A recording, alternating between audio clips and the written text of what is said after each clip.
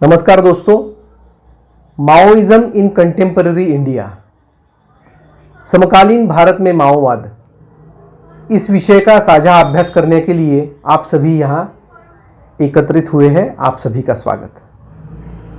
मेरा आज का विषय था अर्बन नक्सल, जो कि मुझे आयोजकों द्वारा दिया गया था, लेकिन उसमें थोड़ा सा बदल करके मैंने विषय जो चुना है वो है शहरी क्षेत्रों में माओवाद।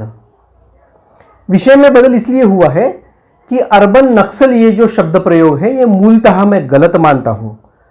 गलत इसलिए मानता हूं कि अर्बन नक्सल ये शब्द एक विशिष्ट पॉलिटिकल हेतु से प्रेरित है।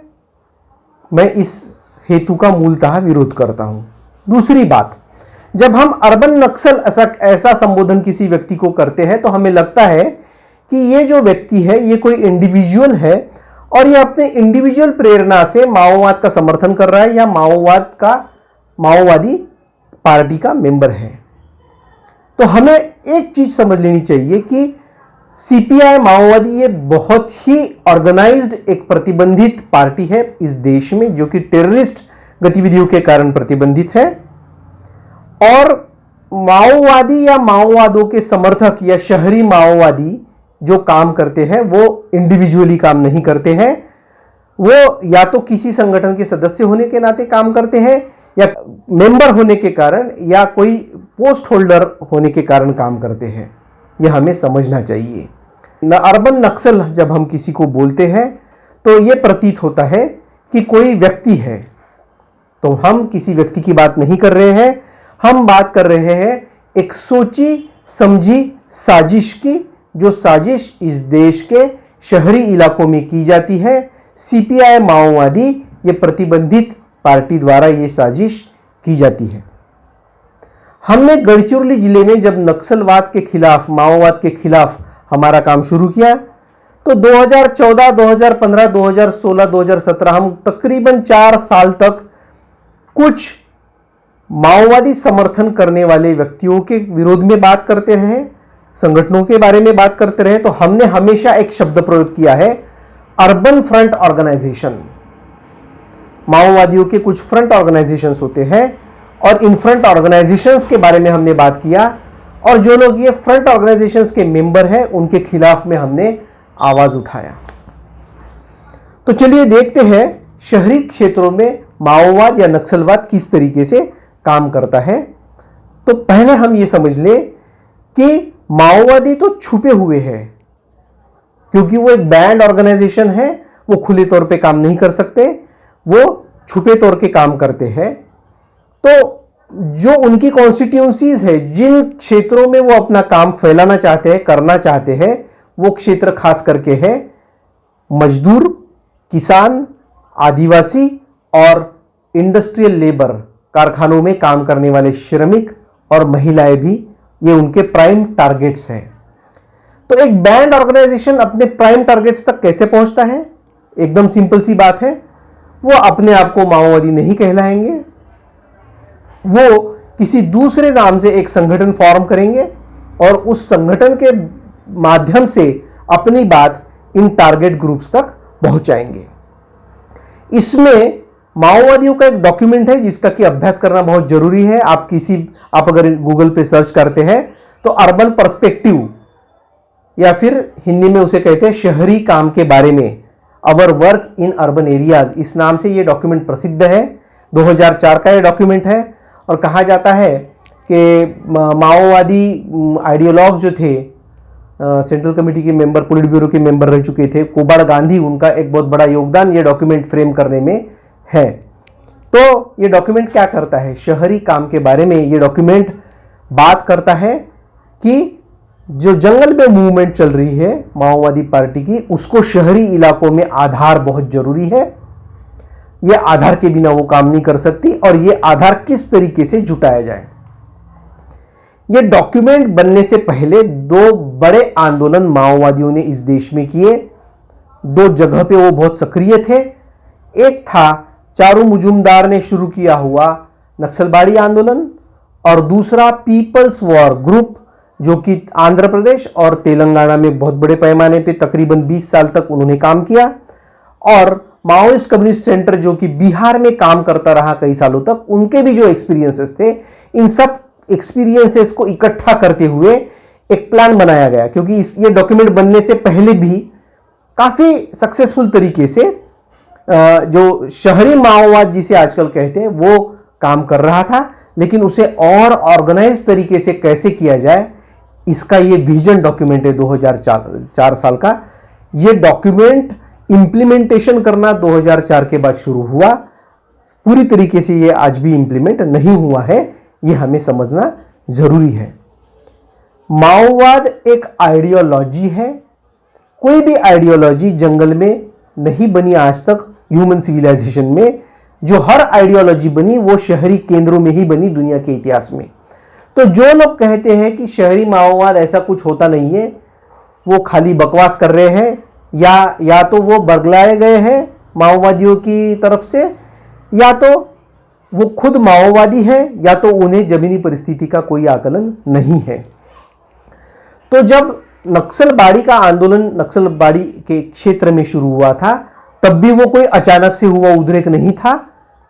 उसके पहले कुछ लोग जो कि सीपीएम से अलग लाइन लेना चाहते थे, जो कि क्रांति पे विश्वास रखते थे, एकत्रित हुए थे।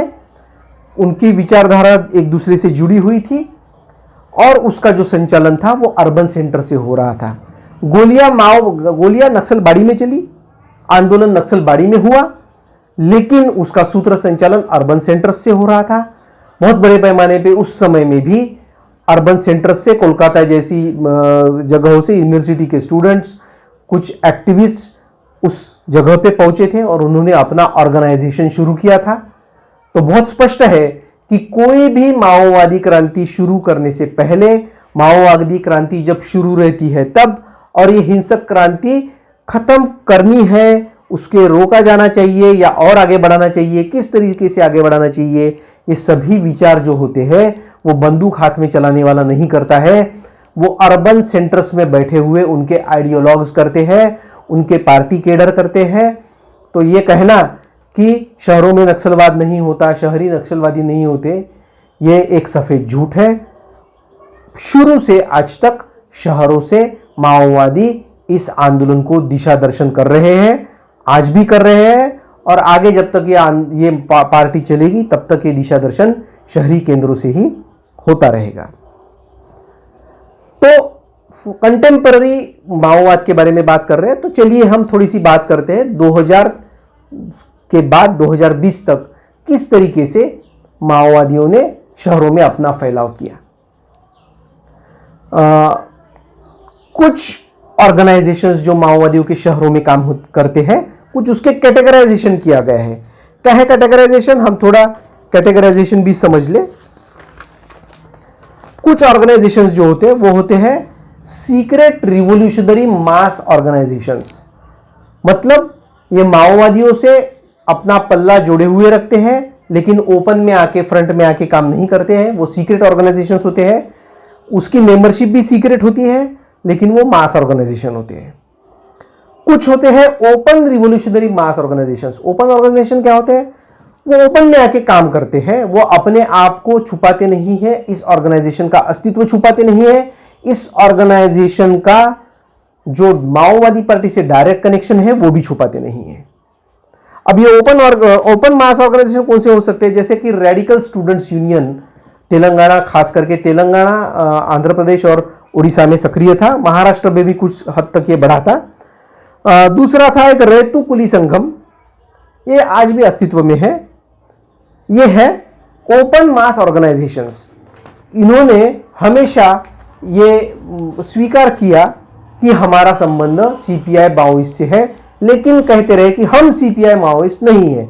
तो कुछ सालों तक ये काम करते रहे, और उसके बाद जब लोकल स्टेट गवर्नमेंट को ये ध्यान में आया कि ये ऑर्गेनाइजेशन हाथ पैर फैला रहे हैं माओवादियों के जनता में, तो उन पर बैन भी आया, और बैन आने के बाद भी इनका काम फिर अंडरग्राउंड हो गया, लेकिन वो अपना काम करते ही रहे। तो पहला जो ऑर्गेनाइजेशन है, मैंने कहा सीक्रेट रिवोल्यूशनरी मास ऑर्गेनाइजेशन, दूसरा जो है ओपन रिवोल्यूशनरी मास ऑर्गेनाइजेशन, तीसरा जो है पार्टी फॉर्म्ड कवर मास ऑर्गेनाइजेशन। सीपीआई माओवादी जो कि अपने मेंबर्स की मीटिंग लेती है, पॉलिट ब्यूरो मीटिंग लेती है, सेंट्रल कमेटी के मीटिंग्स लेती है। इस मीटिंग्स में वो रिव्यू करती है प्रेजेंट ग्राउंड सिचुएशन का। उसके बाद वो बताती है कि हमें किस तरीके के फ्रंट ऑर्गेनाइजेशन की जरूरत है। तो पार्टी फॉर्म करती है। क्या फॉर्म करती है? एक कुछ ऑर्गेनाइजेशंस जो होते हैं वो होते हैं legal democratic organisations. Legal democratic organisations क्या होते हैं?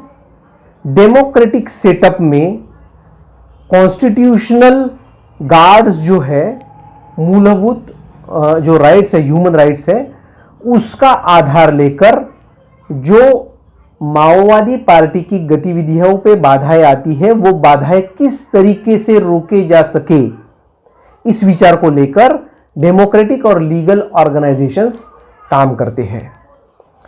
माओवादी जिन क्षेत्रों में काम कर रहे हैं उस हर राज्य में माओवादियों के कहने पर डेमोक्रेटिक और लीगल ऑर्गेनाइजेशंस बनते हैं।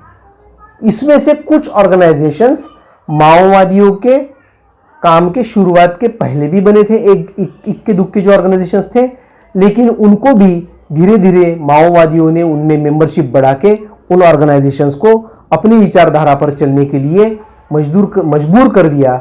ऐसा भी कभी कभी प्रतीत होता है।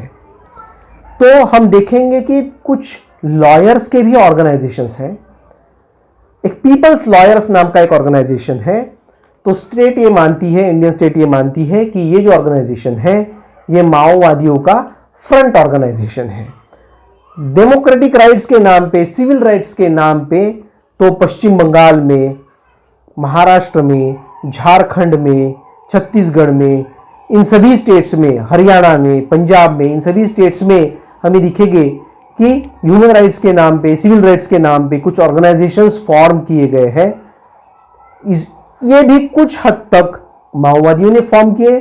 कुछ ऑर्गेनाइजेशंस इंडिपेंडेंटली फॉर्म हुए हैं जो कि माओवादियों के नहीं है, माओवादी जिसमें घुसे भी हुए नहीं है, लेकिन माओवादी इन ऑर्गेनाइजेशंस को किसी न किसी तरह से इन्फ्लुएंस करने का प्रयास हमेशा जारी रखते हैं। तो जो माओवादी डिस्कोर्स है, माओवादियों का जो नैरेटिव है, क्या नैरेटिव है कि आदिवासी को माओवादी कहा जाता है। ऐसे जो कुछ नैरेटिव्स इस देश में पनप गए हैं पिछले 50-40 सालों में, ये नैरेटिव्स का शिकार होते हुए हमें कुछ original human rights, civil rights, democratic rights organisation दिखते हैं जो कि माओवादियों के नहीं है।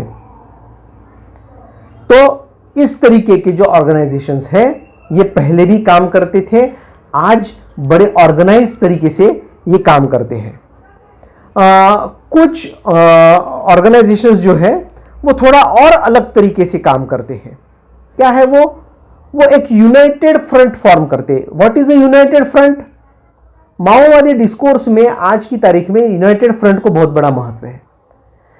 एक दो उदाहरण दूंगा, उस पे से कृपया आप समझ लीजिए, वक्त की पाबंदी है।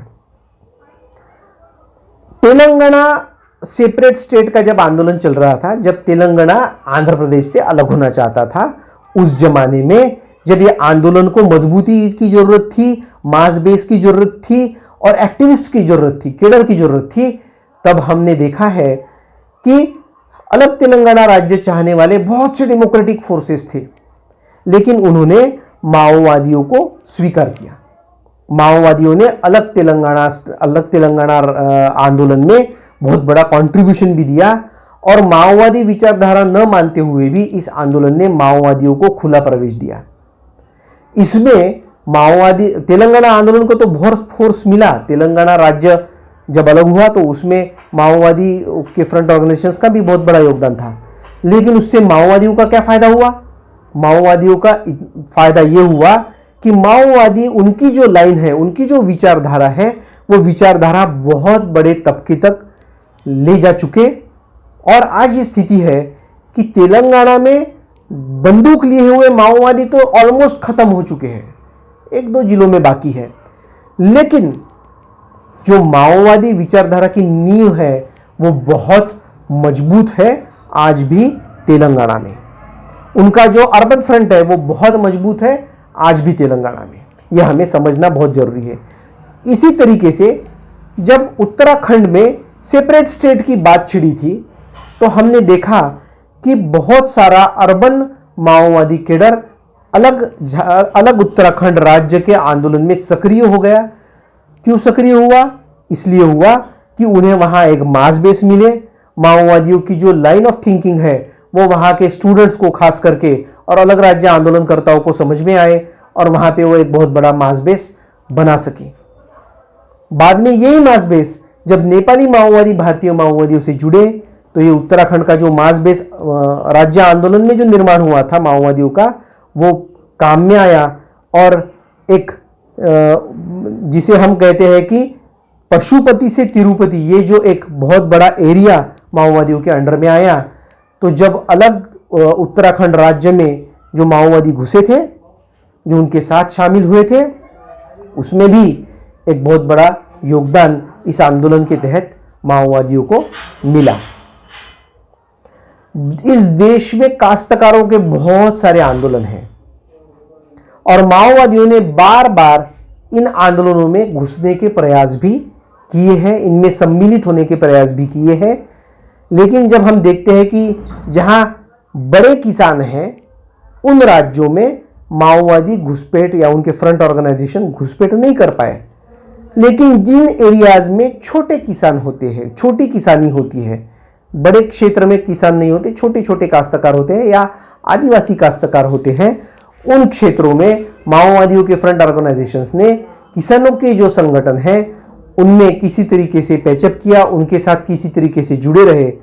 और इसी तरीके से जब कोई आंदोलन किसानों का होता है इन क्षेत्रों में जहां छोटे किसान हैं, तो माओवादी हाथ पांव अपने वहां मारते हैं और अपना मास बेस बढ़ाने का प्रयास करते रहते हैं। तो ये है एक यूनाइटेड फ्रंट होता है। वर्किंग क्लास यूनिटी, ये भी अर्बन सेक्टर में जो माओवादी काम करते हैं उनके लिए महत्वपूर्ण विषय है कि वर्किंग क्लास में किस तरीके से यूनिटी बनाई जाए।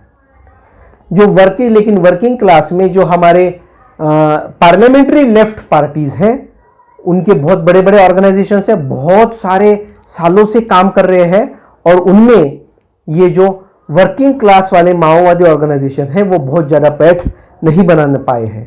ये क्यों नहीं बना पाए? इसका भी कारण है। मार्क्सिस्ट क्रांति जो रशिया में हुई और अन्य देशों में हुई, उस क्रांति का अग्रदूत जो था वो था वर्किंग क्लास इंडस्ट्रियल सेक्टर का।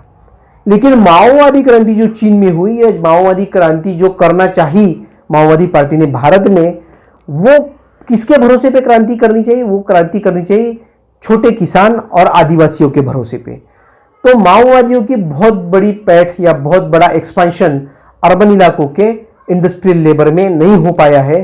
और ये जो शहरी क्षेत्र के बारे में या अर्बन वर्क के बारे में जो विजन डॉक्यूमेंट माओवादियों का है, वो ये एक्सेप्ट करता है कि हमारा बेस नहीं बना है इंडस्ट्रियल एरिया में, बड़े शहरों में, और ये इस क्षेत्र में काम करने की जरूरत है। लेकिन फिर भी यहां ये मेंशन करना जरूरी है कि दिल्ली में, सूरत में, हैदराबाद में और बंबई में, इन 4 एरियाज में जो इंडस्ट्रियल सेक्टर है उसमें माओवादी किसी तरीके से अपना बेस बना पाए हैं। इसके लिए वो पिछले 20 सालों से कोशिश कर रहे हैं और उन्हें कुछ सक्सेस इन क्षेत्रों में मिला हुआ है, यह हमें दिखता है। एक वर्कर पेजेंट अलायंस के बारे में भी माओवादी बात करते हैं। इस क्षेत्र में उनका काम जारी है, कुछ आंदोलन इन्होंने खड़े किए हैं, लेकिन इस क्षेत्रों में भी एक बहुत बड़ा सक्सेस उन्हें मिला है, ऐसा मुझे नहीं लगता है। एक और बात वो कहते हैं, unity of urban exploited classes. Nagpur में मैं एक मीटिंग में गया था, अर्बन फ्रंट के लोगों द्वारा मीटिंग लिया गया था। उसमें काफी सारे रिक्शा चालक, काफी सारे डोमेस्टिक वर्कर्स, ये लोग आए हुए थे। लेकिन इन लोगों को यूनाइट करने का अर्बन फ्रंट का प्रयास बार बार होते रहता है, लेकिन चूंकि ये इनका एक नेशनल, पैन नेशनल एक कोई आइडेंटिटी नहीं है, एक कोई ऑर्गेनाइजेशन फॉर्म नहीं हुआ है, तो माओवादी इस दिशा में प्रयास करते रहे हैं, लेकिन उन्हें कुछ खास सक्सेस नहीं मिली है। कुछ लोग जो होते हैं, जो माओवादियों के ही होते हैं, चाहे वो कोई भी काम करें, वो शहरी क्षेत्र में रहते हैं लेकिन काम करते हैं सिर्फ अंडरग्राउंड केडर के लिए। वो होते हैं लॉजिस्टिक सपोर्ट प्रोवाइड करने वाले लोग।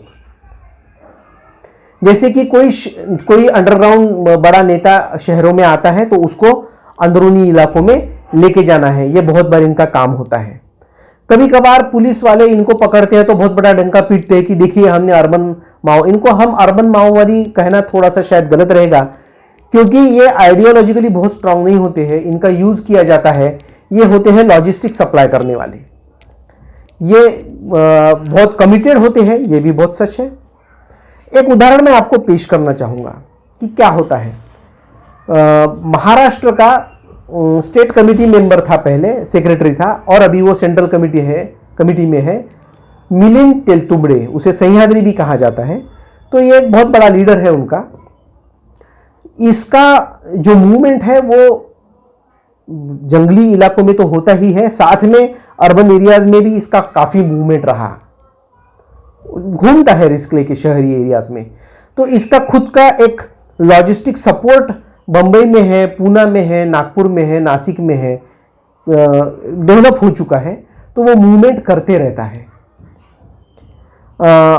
माओवादी आंदोलन जो है, इसके बहुत से जो मेंबर्स हैं वो अंडरग्राउंड है। तो फिर बदलती अंतरराष्ट्रीय परिस्थिति को लेके हुए हमें किस तरीके से काम करना चाहिए, कौन बताएगा?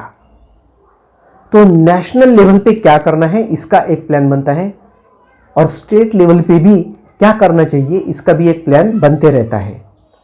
ये प्लान इंप्लीमेंटेशन कब होता है, या होगा या नहीं होगा, इसके बारे में तो कोई कह नहीं सकता, लेकिन ये प्लान बनाते रहते हैं। माओवादियों का एक बात हमें माननी पड़ेगी कि उनके पास जो इंटेलेक्चुअल रिसोर्स है बहुत स्ट्रांग है, और प्लानिंग जो उनका है वो बहुत बड़ा प्लानिंग करते रहते हैं।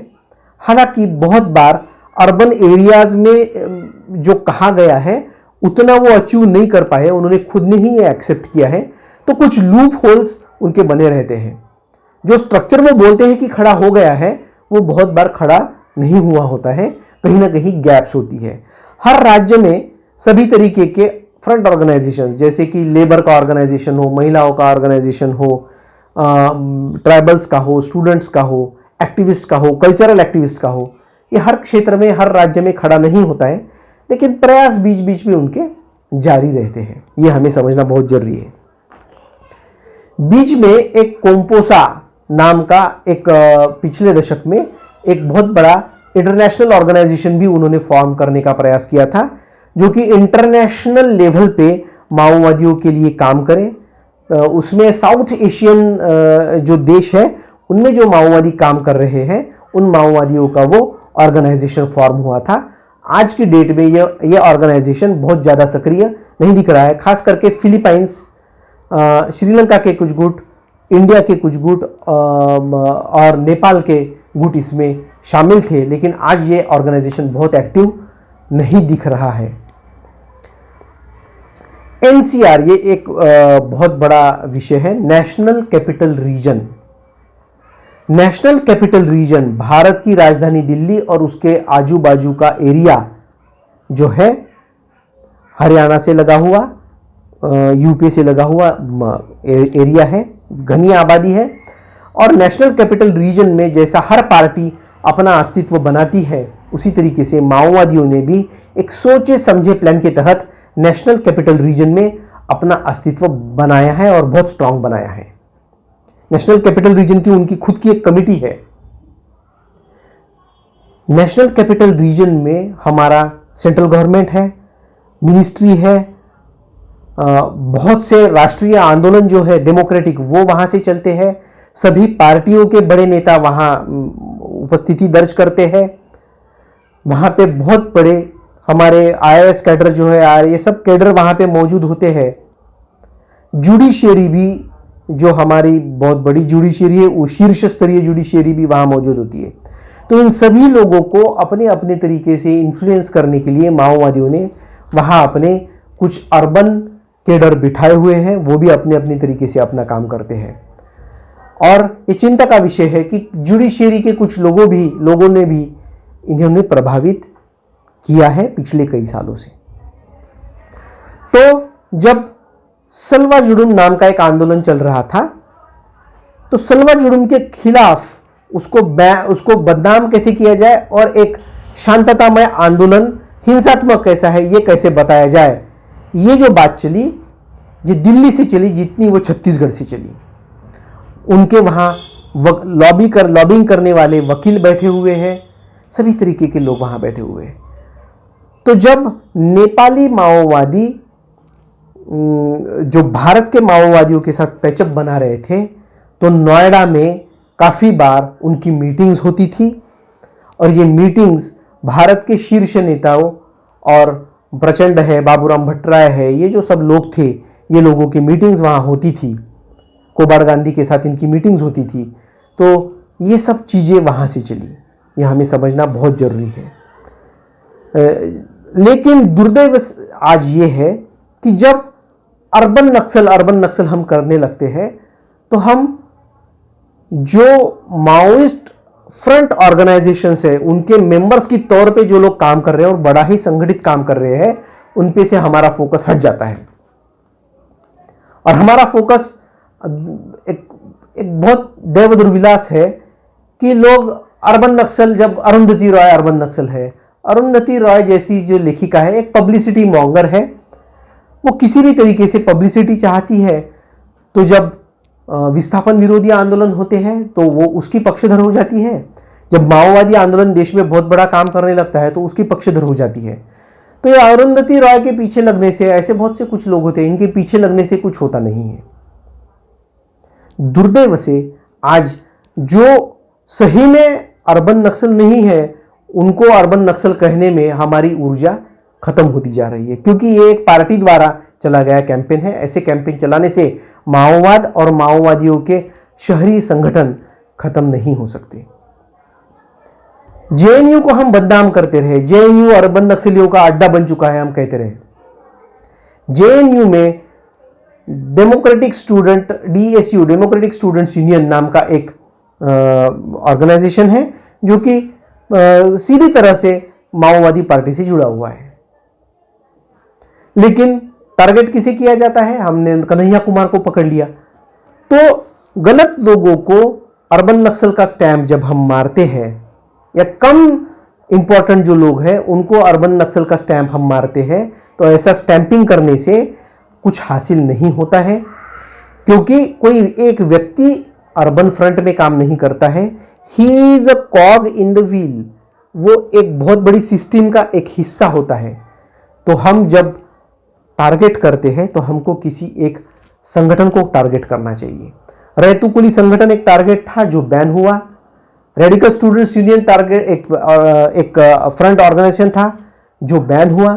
तो इस तरीके से हमें ऑर्गेनाइजेशंस को बैन करने के बारे में सोचना चाहिए, ना कि किसी एक व्यक्ति विशेष को हम पकड़े और उसे कहना शुरू कर दे कि ये अर्बन नक्सली है।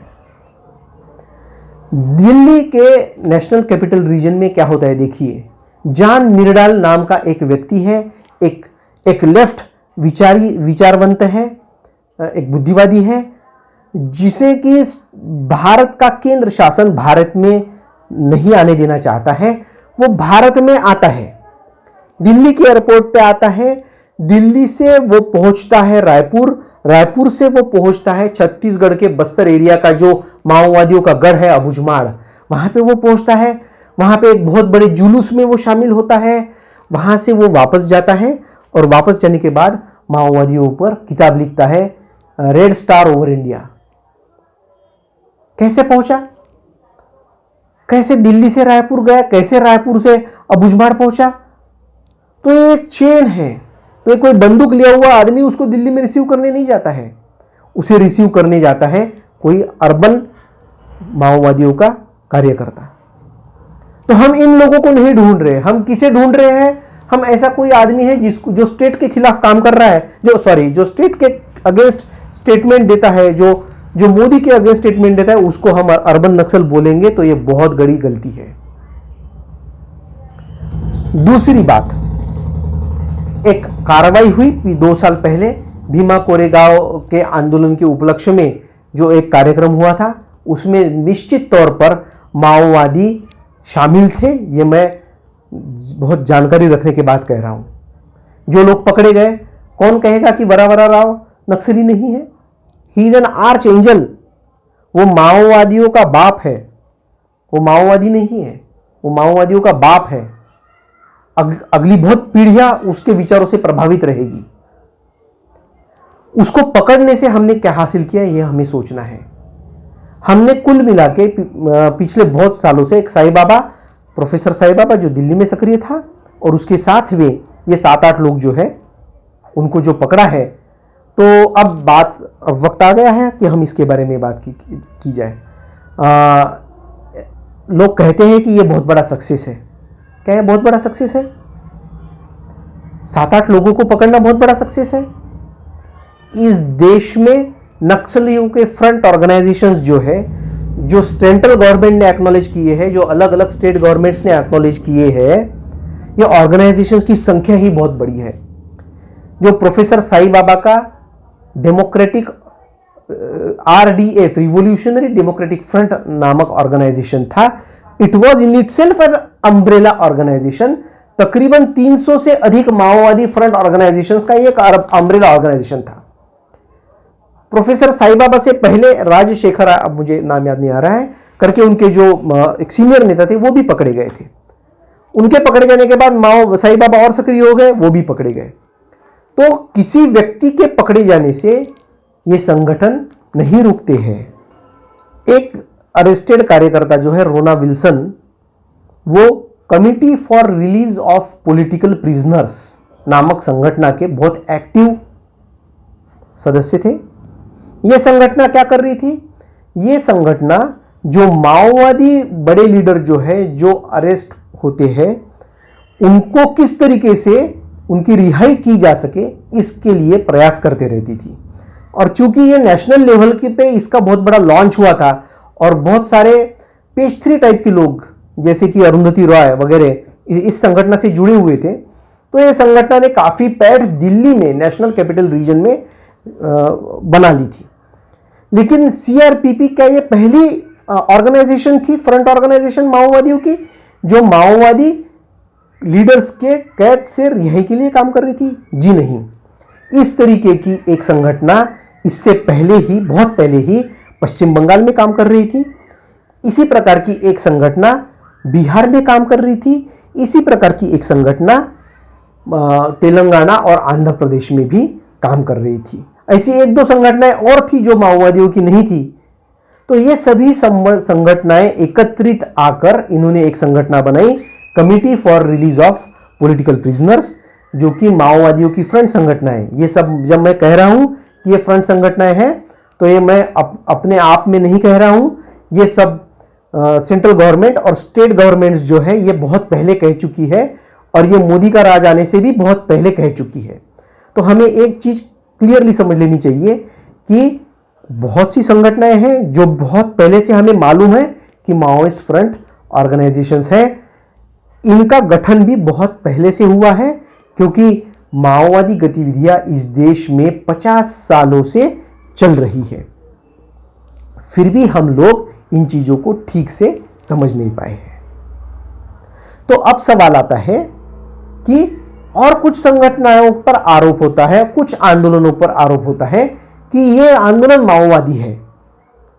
फॉर एग्जाम्पल, जैसे कि नेशनल लेवल पे एक बहुत बड़ा कॉन्ग्लोमरेट ऑफ ऑर्गेनाइजेशंस, इसकी शीर्ष नेता है मेधा पाटकर, और जिस ऑर्गेनाइजेशन का नाम है NAPM, national alliance of peoples movements.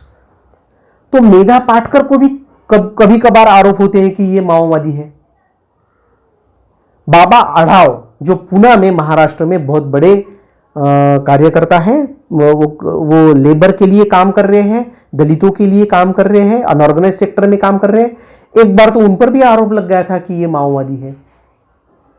तो इसके तथ्य क्या है? तो ये बहुत बड़ी ट्रेजेडी है कि इतने बड़े मानवाधिकार कार्यकर्ताओं पर, इतने बड़े जो ग्राउंड लेवल पे पिछड़े तबकों के लिए काम कर रहे हैं, उनको अगर हम ये आरोप लगाते हैं तो ये बहुत शर्मनाक बात है। लेकिन इसके पीछे का राज क्या है कि ये आरोप क्यों लगते हैं, तो उसके लिए हमें एक बात समझ लेनी चाहिए कि एक और किताब है जो किताब एक्सप्लेन करती है कि माओवादी इन जमीनी तौर पर डेमोक्रेटिक आंदोलनों में कैसे घुसते हैं। तो ये जो किताब है ये आजकल माओवादियों को बाइबल जैसी हो गई है। इस किताब का नाम है आइडियाज फॉर स्ट्रगल। मैं फिर से दोहराता हूं, आइडियाज फॉर स्ट्रगल। ये किताब लिखा है मार्ता हार्नेकर नाम की एक चिली की राइटर है। वो आंदोलनों में रहती है, आंदोलनों के साथ पार्टिसिपेंट ऑब्जर्वर करके रहती है और अपने अनुभवों के आधार पर उन्होंने एक किताब लिखा है आइडियाज फॉर स्ट्रगल। मैंने ये जो किताब है ये किताब लिया था, एक माओइस्ट फ्रंट ऑर्गेनाइजेशन का नागपुर में एक कार्यक्रम हो रहा था, वहां पे ये किताब फ्री में बांटा जा रहा था तो मुझे भी मिला। कुछ माओइस्ट फ्रंट ऑर्गेनाइजेशन ये किताब को 10-20 रुपए के शुल्क लेकर बेचते भी हैं। ये किताब हालांकि मार्क्सवादियों के लिए लिखा गया है लेकिन माओवादियों के लिए बहुत ज्यादा फायदेमंद है। ये किताब मार्क्सवादियों को कहता है कि देखिए एक जमाना था जब मार्क्सवादी पार्टी किसी भी आंदोलन के केंद्र स्थान में होती थी। एक जमाना था जब माओ भी कहता था कि if there is to be a revolution there has to be a party. और आंदोलन सोचते थे पहले कि पार्टी क्या कहती है, लेकिन ये जो प्री इमिनेंस का पोजीशन था, the position of preeminence has been lost by Marxist long away. ये माओवादियों को भी लागू होता है कि एक जमाना था जब माओवादियों की सुनी जाती थी, लेकिन आज लोग इस दौर में खास करके 1990 के दशक के बाद जब प्राइवेटाइजेशन, लिबरलाइजेशन, ग्लोबलाइजेशन शुरू हुआ और तेजी से अगले 20 सालों में आगे बढ़ा, तो आज के जमाने में बहुत से आंदोलन है जिसमें कोई भी पॉलिटिकल, माओवादी मार्क्सवादी छोड़ दीजिए, लोग आंदोलन जो है स्पॉन्टेनियसली करते हैं और लोग नहीं चाहते हैं कि कोई भी पॉलिटिकल पार्टी वो आंदोलन में घुसे। ये बहुत क्लियर है। तो मार्ता हार्नेकर कहती है कि देखिए आपको किसी आंदोलन में सामने नहीं आना है, आपने वो कैपेबिलिटी खो दी है कि आप किसी आंदोलन का फ्रंट से लीड करोगे, तो आपको क्या करना है, आपको पीछे में खड़ा रहना है। बड़ा इंटरेस्टिंग किताब है, इसके पूरे चैप्टर्स आप पढ़िए तो हमें पता चलेगा कि कई आंदोलनों पर जो माओवादी होने के जो आरोप लगते हैं उस आरोप में तथ्य है और वो आंदोलन माओवादी नहीं है, उस आंदोलन में कुछ माओवादी बैकडोर से घुस जाते हैं। यह समझना बहुत इंपॉर्टेंट है। तो मार्ता हार्नेकर कहती है कि आप पीछे में रहिए, you have to lead that particular struggle from the back. आपको फ्रंट में नहीं आना है। आपको क्या करना है, आपको जिस तरीके की मदद वो आंदोलन को हो सके वो मदद करनी है और वो मदद करते करते आपको उस आंदोलन से जुड़े हुए जितने भी लोग हैं उन्हें कन्विंस करना है अपने आइडियोलॉजी के बारे में। और आजकल तो बहुत से आंदोलन अचानक होते हैं, जैसे कि किसी शहर में पानी का प्राइवेटाइजेशन हो जाता है, आंदोलन खड़ा हो जाता है। एक बार तो एक यूनिवर्सिटी के वाइस चांसलर ने एक कैंपस में कुछ पेड़ थे, पेड़ों के नीचे युवा युवतियां साथ में बैठते थे, बेचारे बात करते थे, तो चांसलर को लगा कि नहीं ये गलत है, कैंपस में नहीं जाना चाहिए, तो पेड़ काट दिए गए और स्टूडेंट्स का आंदोलन अचानक में चालू हो गया। ऐसे बहुत आंदोलन हमने इस देश में देखे हैं। गवर्नमेंट डिक्लेयर करता है कि किसी जंगल में हमें नेशनल पार्क बनाना है, तो नेशनल पार्क जब बनाते हैं तो कुछ गांवों का विस्थापन होता है, तो विस्थापन जब होता है तो फिर लोग खड़े हो जाते हैं, आंदोलन बन जाता है, वो एक आंदोलन होता है। कुछ मच्छी मारों के आंदोलन होते हैं, छोटी छोटी नावें लेके मच्छी मार समुद्र में जाते हैं और बड़े बड़े ट्रॉलर लेके अमीर लोग अपने ट्रॉलर खरीद लेते हैं, बड़े बड़े नेट्स खरीद लेते हैं और समुद्र की मच्छियां निकाल लेते हैं, तो बेचारे छोटे छोटे मछुआरे दूर तक जाते हैं, उनके आंदोलन होते हैं। ये सब आंदोलन हमारे देश में डेमोक्रेटिक सिस्टम में भी होते हैं और जो एक देश में एक बहुत बड़ा नेटवर्क है इन आंदोलनों का, और डेमोक्रेसी पे विश्वास रखने वाले लोग, इन लोगों का भी दमन होता है, लेकिन वो वायलेंस पे कभी उतारू नहीं होते हैं। ये चला रहे हैं, वो मछुआरों का आंदोलन हो, वो विस्थापन विरोधी आंदोलन हो, वो काश्तकारों का आंदोलन हो, वो शहर में झुग्गी झोपड़ियां, अचानक में कुछ झुग्गी झोपड़ियां हटाने का प्लान बन जाता है तो उसके खिलाफ लोग खड़े होते हैं। जो बड़े शहरों में फेरी वाले होते हैं, कुछ चीजें रास्ते पर आके बेचते हैं, उनको कभी हटा दिया जाता है तो अचानक से वो आंदोलन खड़ा जो हो जाता है। तो ऐसे आंदोलन होते हैं जिनके लीडर किसी भी पार्टी से जुड़े नहीं होते हैं, वो अच्छे इंडिविजुअल्स होते हैं, डेमोक्रेसी को मानने वाले इंडिविजुअल्स, जिन्हें लगता है कि नहीं ये आंदोलन आगे बढ़ना चाहिए, तो अपनी पूरी जान उस आंदोलन में लगा देते हैं। तो आइडियाज फॉर स्ट्रगल्स से जो आइडिया माओवादियों ने ली है, वो आइडिया वो अप्लाई कर रहे हैं। आप जरूर ये किताब पढ़िएगा, ideas for struggle by Marta Harnecker. और माओवादी इन आंदोलनों में घुसपैठ कर देते हैं और हमें लगता है कि अरे ये आंदोलन तो माओवादियों का है। इस देश में सिंगूर का आंदोलन, नंदीग्राम का आंदोलन, ये जो विस्थापन विरोधी या किसी प्रोजेक्ट के अगेंस्ट जो आंदोलन खड़े हुए थे, बहुत बड़े व्यापक आंदोलन थे। इन आंदोलनों में हम देखते हैं कि ग्रासरूट लेवल के आंदोलन थे। किसी भी पार्टी का आंदोलन उन्हें बनने नहीं दिया लोगों ने, लेकिन माओवादी उसमें भी सफलतापूर्वक घुसखोरी कर चुके थे। यह आंदोलनों ने कभी माओवादियों को सामने नहीं आने दिया, चाहे सिंगूर हो चाहे नंदीग्राम हो, लेकिन फिर भी माओवादी अपना अस्तित्व इन आंदोलनों में किसी तरीके से बनाए रखे ताकि ये आंदोलनों को ब्रांड किया जैसे कि ये माओवादियों का आंदोलन था। स्टेट भी इस आंदोलन को माओवादियों का आंदोलन करार देती है और माओवादी तो चाहते ही है कि इसको माओवादी आंदोलन करार दिया जाए। तो जब इस आंदोलन को कुछ हद तक सफलता मिलती है तो लोग बोलते कि देखिए माओवादियों का आंदोलन था और कुछ हद तक सफल भी हो गया। नियमगिरी आंदोलन में हम देखते हैं कि आदिवासियों का आंदोलन था, स्थानिक लोगों का आंदोलन था, माओवादी घुस गए, बदनाम हो गए। ऐसे कितने आंदोलन मैं आपको बता सकता हूं। एक आंदोलन का तो हमारा खुद का अनुभव रहा है। जब हम काम कर रहे थे महाराष्ट्र में, एक अदानी कंपनी को एक खदान दी गई थी, ताडोबा नेशनल पार्क को लग के हम उसका विरोध कर रहे थे। 2010 के आसपास की बात है। मीटिंग्स होते रहती थी, हम चंद्रपुर जाते रहते थे, मीटिंग्स होते रहती थी, आंदोलन चल पड़ा था, विरोध हो रहा था। चंद्रपुर शहर के आम आदमी से लेके, टीचर से लेके, स्टूडेंट से लेके, व्यापारियों तक लोग जुड़ गए थे कि नहीं, हम ये माइन को ताडोबा के पास नहीं खुलने देंगे। और तब अचानक एक दिन एसएमएस आता है कि कल मीटिंग है, नील सिटी हाई स्कूल में है, आप आ जाइए। हम वहां पहुंच गए तो हमारे आंदोलक मित्रों में से वहां कोई नहीं थे। स्टेज पे अलग ही लोग बैठे हुए थे, माओवादी फ्रंट के लोग बैठे हुए थे। और उस आंदोलन के जो ऑर्गेनाइजर्स थे वो भी चंद्रपुर के भगत सिंह देशभक्ति युवा मंच के कुछ लोग थे जो बाद में जेल भी गए थे। ये लोग उसके ऑर्गेनाइजर्स थे, वो वहां आके बैठे और माओवादी फ्रंट के लोगों ने भाषण शुरू कर दिया। और चूंकि सभी को बुलाया था और हमारे आंदोलक मित्रों ने कहा कि नहीं यार, कोई ले रहा है, हम बैठेंगे इस आंदोलन में, क्या है देखेंगे। बाद में जब उनको पता चला कि ये माओवादी फ्रंट का आंदोलन, ये प्रोग्राम था और उन्होंने हमारे आंदोलन में घुसपैठ की और हमारे आंदोलन की जो लोकप्रियता बन चुकी थी उसका फायदा उठाने का प्रयास किया, तो हम वी वर शॉक्ड। दूसरे दिन पुलिस ने हमें फोन लगा के पूछताछ भी की कि आप उस कार्यक्रम में कैसे गए थे।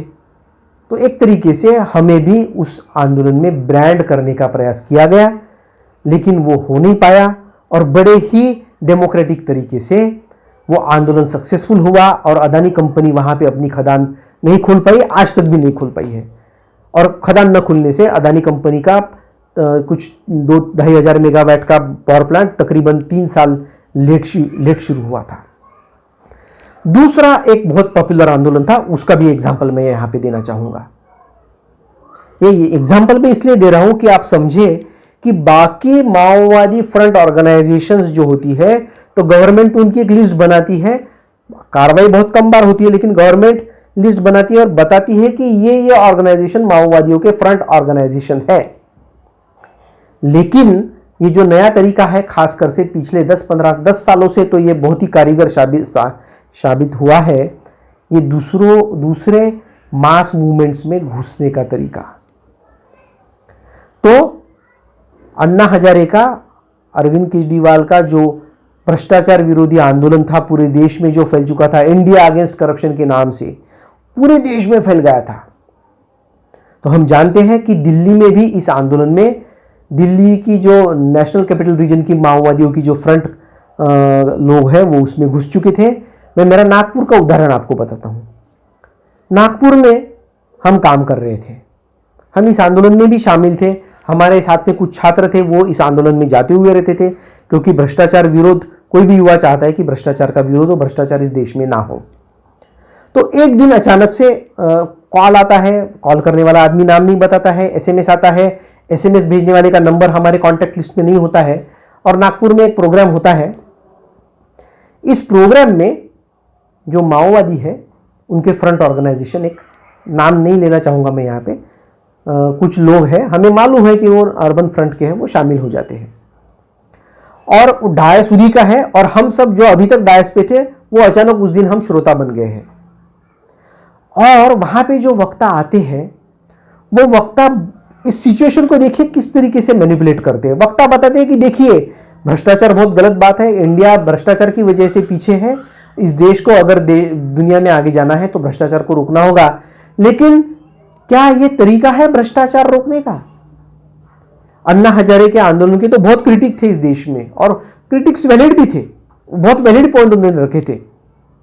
लेकिन वो जो वक्ता है वो बताते हैं कि देखिए इस सिस्टम में ही करप्शन है, हमारी डेमोक्रेसी ही गलत है, ये डेमोक्रेसी फेल है। जब तक इस डेमोक्रेसी को हम उखाड़ के फेंक नहीं देंगे तब तक ये भ्रष्टाचार मुक्त हो ही नहीं सकती। तो ये अन्ना हजारे वगैरह में कोई मतलब नहीं है, अरविंद केजरीवाल फालतू है। आपको क्या करना है, ये जो खोखली डेमोक्रेसी है इस देश की, उसे ही उखाड़ के फेंकना है। बात करने वाला माओवादी नहीं है, माओवादियों के अर्बन फ्रंट का मेंबर है, और किसी भी समय वो माओवाद ये शब्द का इस्तेमाल नहीं करता है, नक्सल ये शब्द का इस्तेमाल नहीं करता है, नक्सलियों को साथ दो ऐसा भी नहीं कहता है। वो एक ही बात कहता है, ये आजादी झूठी है, ये डेमोक्रेसी झूठी है, इस डेमोक्रेसी को उखाड़ के फेंक देंगे, तभी अन्ना हजारे के सपने वाला जो करप्शन मुक्त भारत है वो तभी आएगा। देखिए एक नैरेटिव को किस तरीके से सबवर्ट किया जाता है, एक आंदोलन का यूज किया जाता है, उसको ओवरराइड किया जाता है अपना मकसद पाने के लिए। माओवादियों की जो नैरेटिव है, जो लाइन है, वो लाइन सामने लाने के लिए। और फिर सुधीर ढवळे जो है, जो कि माओवादी होने के आरोप में नागपुर के जेल में भी जा चुके थे, उन्होंने भी एक अपना क्रिटिक वाला किताब सामने लाया इसी विषय को लेके। भ्रष्टाचार मुक्त आंदोलन जो था अरविंद केजरीवाल और अन्ना हजारे वाला, उनका भी एक क्रिटिक आया। उनको बहुत सारे माओवादियों के अर्बन फ्रंट ऑर्गेनाइजेशंस के जो नेता है उन्होंने इसको लेके काफी सारा लेखन भी किया है, और इस मूवमेंट में घुस भी गए ताकि वो अपने लिए कुछ केडर भी मिला सके, क्योंकि युवा थे, उत्तेजित थे, युवा बहुत बड़े पैमाने पे शामिल थे।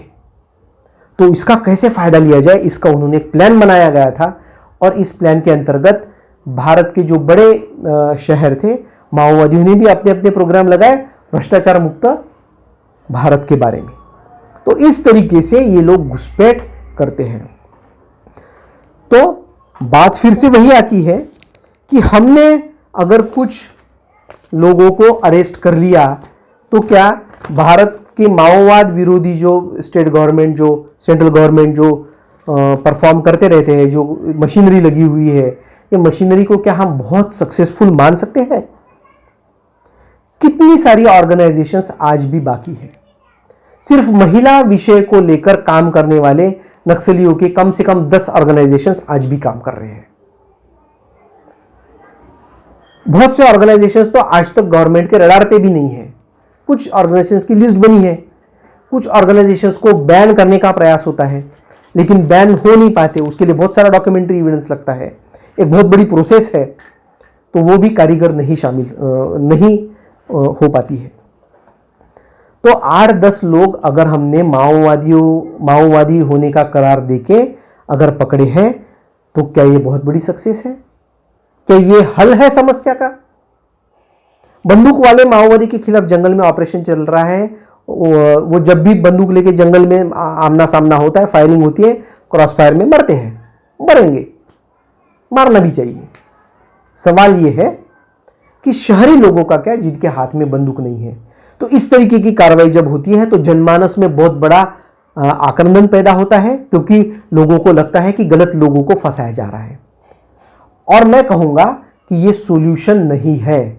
Then what is the solution? तो भूमकाल संगठन यह मानती है कि आप आसान तरीके मत ढूंढिए। शासन ने कभी आसान तरीका नहीं ढूंढना चाहिए। ये लोग जब गलत बात करते हैं तो ये बात का खंडन कोई भी पॉलिटिकल पार्टी क्यों नहीं करती है? हमने देखा है कि कोई भी मेनस्ट्रीम पॉलिटिकल पार्टी माओवादियों का वोट बैंक पॉलिटिक्स में इस्तेमाल करने का प्रयास करती है। जब कोई गलत बयानबाजी की जाती है तो क्यों नहीं सामने आके लोग कहते हैं कि यह गलत है। National alliance of peoples movements, मेरे ख्याल से कम 150-200 आंदोलन या नेशनल अलायंस में जुटे हुए हैं। यह परफेक्टली डेमोक्रेटिक ऑर्गेनाइजेशन है। तो क्यों नहीं मेधा पाटकर, जो उनकी शीर्ष नेता है, क्यों नहीं मेधा पाटकर खुल के सामने आती है और कहती है कि माओवादी गलत है? क्या ये उनकी जिम्मेदारी नहीं है? अगर वो डेमोक्रेसी मानती है डेमोक्रेटिक तरीके से, तो वो काम कर ही रही है, कोई शक नहीं कर सकता। उन्हें बदनाम करने का ट्राई बहुत लोगों ने किया, लेकिन बदनाम नहीं कर पाए। लेकिन ये उनकी रिस्पॉन्सिबिलिटी है कि वो सामने आके कहें कि जो माओवादियों से सपोर्टेड मूवमेंट्स है, माओवादियों के अर्बन फ्रंट है, उनको क्यों पॉइंट आउट नहीं करती है? क्यों हम दूध का दूध पानी का पानी इस अप्रोच से हम बात नहीं करते हैं? इस देश में बहुत से डेमोक्रेटिक ऑर्गेनाइजेशंस हैं, बहुत से ह्यूमन राइट्स ऑर्गेनाइजेशंस हैं जो माओवादियों के फ्रंट है, लेकिन कुछ ऑर्गेनाइजेशंस ऐसे भी हैं जो माओवादियों के फ्रंट नहीं है, ह्यूमन राइट्स का काम कर रहे हैं। वो क्यों नहीं सामने आके कहते कि देखिए ये तो माओवादियों का ह्यूमन राइट्स ऑर्गेनाइजेशन है, इनकी बात सुनने में कोई मतलब नहीं, अगर गवर्नमेंट को बात सुननी है तो हमारी बात सुने। नहीं कहते हैं। आज तक किसी कारणवश वो ये बात दरकिनार करते हैं, खुल के ये बात नहीं करते हैं। हाँ, किसी के ड्राइंग रूम में कहेंगे कि देखिए फला फला आदमी तो माओवादी है, लेकिन खुल के सामने आके क्यों नहीं कहते हैं? वकीलों के ऑर्गेनाइजेशन है माओवादियों के, खुल के क्यों नहीं कहते कि अरे ये तो माओवादियों के वकीलों के ऑर्गेनाइजेशन का मेंबर है, इसके बाद का क्या भरोसा? नहीं कहते हैं। तो जब तक हम लोग इतने यूनिवर्सिटी में प्रोफेसर, दिल्ली यूनिवर्सिटी में है, जेएनयू में है, जादवपुर में है, हर यूनिवर्सिटी में प्रोफेसर है जो लोग जानते हैं कि हमारी ही बिरादरी में कुछ लोग हैं जो माओवादी विचारों का पुरजोर समर्थन करते हैं। सिर्फ समर्थन नहीं करते हैं, उनके मेंबर्स है, माओवादी पार्टी के मेंबर है या माओवादी फ्रंट ऑर्गेनाइजेशन के मेंबर है। क्यों हम ये नहीं कहते कि ये माओवादियों के लोग हैं? क्यों हम पीछे हट जाते हैं? हमें यह कहना होगा कि ये माओवादियों के लोग हैं, और हमें यह भी कहना होगा कि इन्हें अरेस्ट करना जरूरी नहीं है। जब भी वो कोई प्रोग्राम खड़ा करेंगे तो हम कहेंगे कि नहीं, आप हमारे साथ मत आइए।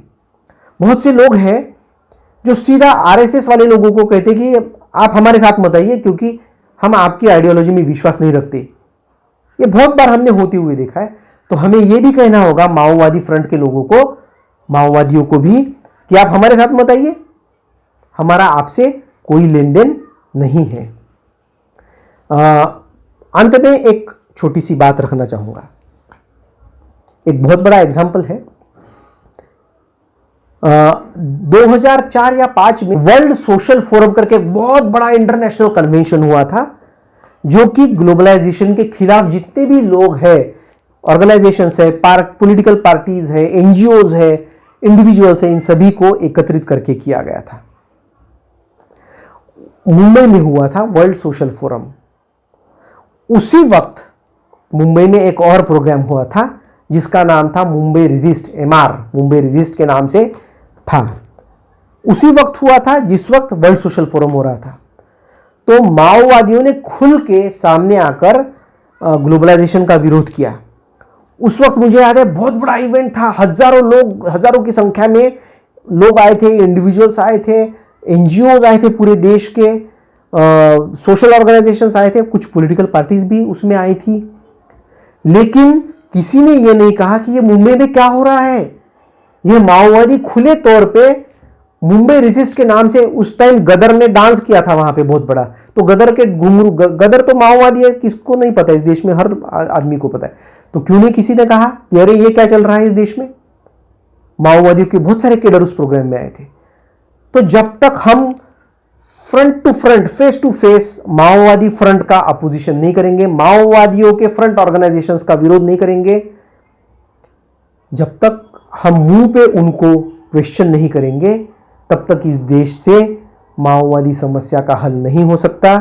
हम ये चीज स्टेट या सेंट्रल गवर्नमेंट पे या पुलिस पे छोड़ के नहीं होगा, या इंटेलिजेंस एजेंसीज के भरोसे हम ये चीजें नहीं कर सकते। हमें आगे आना होगा। भूमकाल ऑर्गेनाइजेशन से मानता है कि किसी को अरेस्ट करना ये सॉल्यूशन नहीं बनता है। जो आदमी बंदूक हाथ में लिए नहीं है उसको अरेस्ट करने से कुछ नहीं होने वाला। 10 लोगों को आप अरेस्ट करते हैं, बाहर 1000 लोग खड़े हैं। जिनको पकड़ा उनकी जगह लेने वाले लोग ऑलरेडी तैयार थे। वो उनसे भी ज्यादा युवा है, ज्यादा एनर्जेटिक है और पूरी तरह से इंडोक्ट्रिनेटेड है। क्या इस देश की गवर्नमेंट को लगता है कि प्रोफेसर साईबाबा की जगह किसी ने अब तक नहीं ली है? क्या वरावरा राव की जगह लेने वाले कम से कम 10 लोगों को मैं नाम से जानता हूं। नाम यहां नहीं लेना उचित नहीं रहेगा। अंत में फिर से एक बात दोहराना चाहूंगा कि हम किसी को अर्बन नक्सल का टाइटल बांटते हुए ना फिरे। इस तरीके के टाइटल बांटना बहुत ही गलत है। जो गवर्नमेंट का विरोध कर रहा है वो हर कोई व्यक्ति अर्बन नक्सल नहीं हो सकता। मूलतः अर्बन नक्सल ये टर्म भी मैं गलत मानता हूं, क्योंकि कायदे में, कानून में ऐसा कोई शब्द नहीं है कि किसी को अर्बन नक्सल कहने से आप उसके ऊपर कोई कानूनी कार्रवाई कर सके। ये समझना बहुत जरूरी है। साथ ही में हमें माओवाद को बहुत अच्छे तरीके से समझने की जरूरत है, ताकि हम पहचान सके कि माओवादियों की जो लाइन है, उनका जो नैरेटिव है, वो नैरेटिव बार बार दोहराने वाला व्यक्ति कौन है। अगर हम उस पर नजर रखते हैं तो हमें पता चलता है कि फला फला व्यक्ति माओवादियों के फ्रंट ऑर्गेनाइजेशन का हो सकता है। उसे बिना अर्बन नक्सल कहे हम टोक सकते हैं। किसी प्रोग्राम में भी अगर कोई व्यक्ति कोई लेक्चर दे रहा हो, हम इसे प्रोग्राम के बाद टोक सकते हैं कि आपने जो कहा गलत था। पब्लिकली हमें उन्हें कंडेम करना चाहिए। We should publicly condemn them, we should publicly expose them. It is the responsibility of ordinary citizens, responsible citizens, क्योंकि ये रिस्पॉन्सिबिलिटी हमारी देश में किसी भी पॉलिटिकल पार्टी ने अदा नहीं की है। क्यों सीताराम येचुरी ये नहीं कहते हैं कि फला फला व्यक्ति माओवादी है या उनका फ्रंट का मेंबर है? क्यों राहुल गांधी ने ये नहीं कहा? मैं सवाल उठाता हूं, क्यों बहुत से इस देश के जो शीर्ष नेता है वो इस विषय पे चुप्पी साध के बैठे? ये मैं उनसे पूछूंगा और आपने भी जरूर पूछिएगा, क्योंकि जब तक हम इस विषय पर बोलेंगे नहीं, तब तक इसी तरीके की कोई कार्रवाई किसी 2-4 व्यक्ति पर होगी जिसका कोई खास आउटपुट भी नहीं आएगा। So I conclude with these words: understand Maoism in a better way and understand what is a urban front organization of the Maoists. Thank you.